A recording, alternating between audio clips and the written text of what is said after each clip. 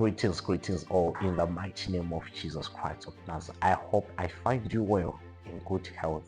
Don't forget to subscribe and to like our channel. Don't forget, just subscribe and like, and also reshare the video to your friends. They need to hear the word of the Lord.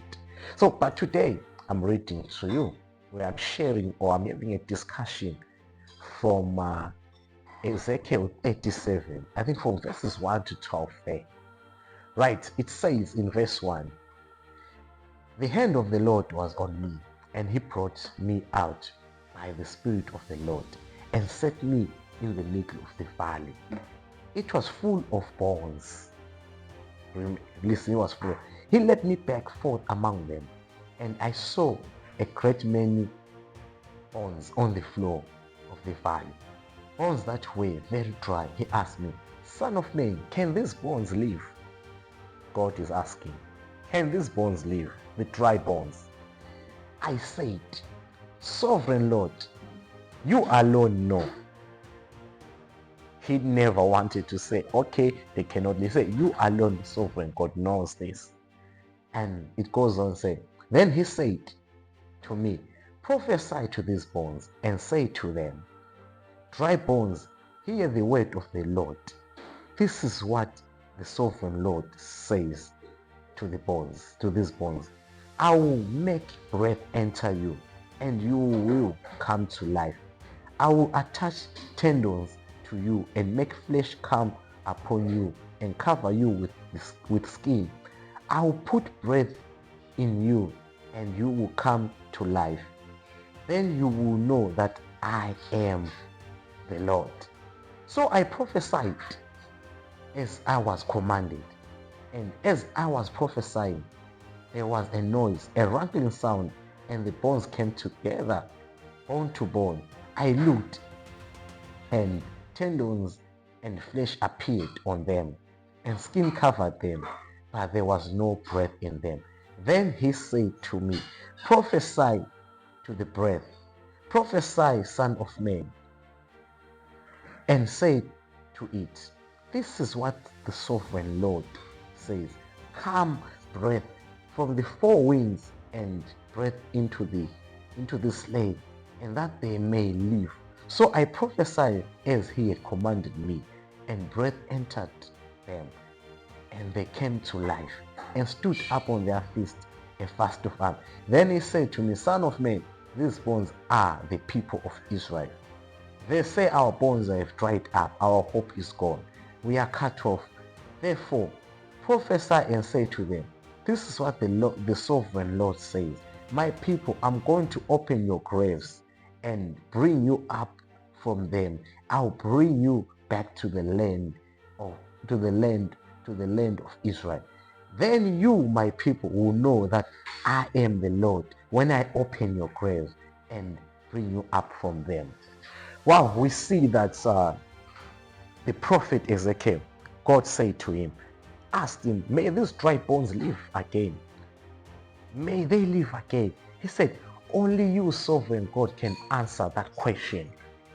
Right, in life right now, you have a situation. You think that everything, all hope is lost. Everything is lost. You have lost hope. You are now despairing. You don't know what to do. You have prayed and prayed. You have fasted and fasted. You have done everything that you can for you to get the response, to get the answer, for you to catapult, for you to go to another level. But you have remained stagnant for 5 years, 10 years, or probably 20 years. You are the tail instead of you being the head. But God has come to you and asked you a question and imposed a question. Do you think that I can change your situation? This is the Lord that is asking. Do you think that I can change your situation? Do you think that there will be a miracle? Can I perform this miracle? And you are there, you are saying, okay, only you, God, you can answer that. And God say, okay, can you prophesy today to your life that a miracle will happen?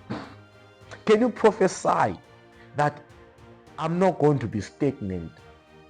for the rest of, I'm not going to be, that stagnation that has been haunting me, that has been following me, it's ending today. Today is the day of its demise. Can you do that? God is asking you to prophesy, to do that to your situation, to that sickness that have been troubling and bothering you for many years. God is asking you to do that. Can you do that, child of God? Can you do that? God is asking you. Can you? And you can prophesy to your situation. And God says, sometimes, do you know that you cannot be called a conqueror or a conquistador without you fighting a battle? You cannot be called a victor without you winning a battle. How can you be called a victor? Which battles have you won in your life? Which struggles have you endured for God to elevate you, so that people can say, wow, there is a God in heaven? Have you prayed for that marriage for 10 years, so that when God gives you that marriage, people say, yeah, there is a God in heaven? What is it that in your life that people will say, yeah, there is? Which situation in your life that people will say, yes, there is God in heaven? When God decides to elevate you, which situation? Sometimes God makes us go through some of the most excruciating moments in life. God makes us to be shamed. God makes us to be laughed at. God makes us to be humiliated and embarrassed for Him to take us, for Him to exalt us. Sometimes it's important for you to be humble. To be humble, for you to go to that lowest extreme of life, to go to that situation for God to take you to another level. It's important for you to pass through that, so that when God elevates you, your testimony will evangelize and minister to a lot of people. When God elevates you, His testimony, that testimony of yours will win souls into the kingdom of the Lord. And God is saying, He said, I will tell my children, my children, that I'll open their grave. God will open your grave. You have been broke, my brother, for so many years. You have been a beggar. You've been living from hand to mouth. But God now wants to bring that financial increase into your life. And He wants Him to be glorified. So, never despise that situation that you are into, that predicament that you are into, because God is putting you there deliberately, so that when He elevates you, people will know that this is not any human being, but this is God who has done this. Thank you so much. I hope you'll be blessed. Take care.